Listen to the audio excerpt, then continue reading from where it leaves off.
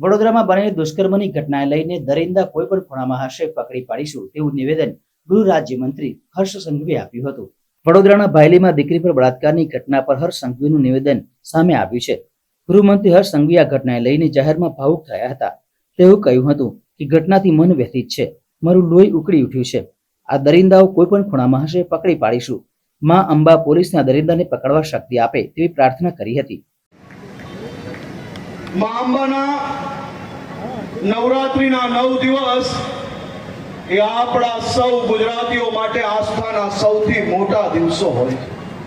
માં અંબાના પરમ ભક્તો ગુજરાતના ખૂણે ખૂણે વર્ષો વર્ષથી આદિ અનાદિ કાલથી ગરબાની આપણી આ પરંપરા છે। મારી ઉંમર ને મારાથી મોટી ઉંમરના અનેક લોકો એવા હશે કે જેને વર્ષો વર્ષથી મોડી રાત વહેલી સવાર સુધી ગરબા રમ્યા હોય। ત્યારે શેરી ગરબા હતા, આજે ગરબાનો રૂપ બદલાયો છે। આ ગરબા એ આપણી સૌની આસ્થાનું સૌથી મોટું કેન્દ્ર છે। આજે માં અંબાના ચરણોમાં વંદન કરીને મારી એક ગુજરાતની દીકરી જોડે ચાલે જે પ્રકારની ઘટના બની છે, માં અંબાના ચરણોમાં વંદન કરીને માં અંબાને પ્રાર્થના કરીને એક જ મનોકામના માંગી છે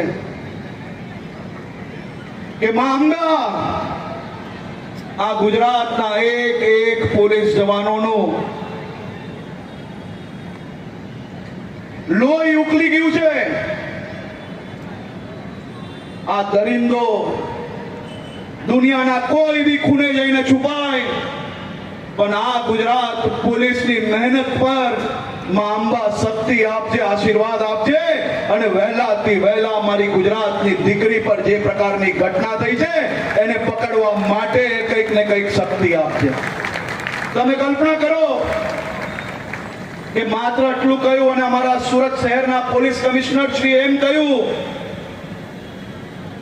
કે સાહેબ આપણી ગુજરાત પોલીસ રાત્રે ઊંઘશે નહીં, પરંતુ એને ગમે ત્યાંથી પકડીને લાવશે અને જીવનમાં ક્યારેય કોઈ દીકરી પર આંખ ઊંચી નહીં કરી શકે એ પ્રકારની પરિસ્થિતિ ઊભી થઈ છે, એવો અમે તમને એમ કે પોલીસ તરીકે વાદો આપીએ।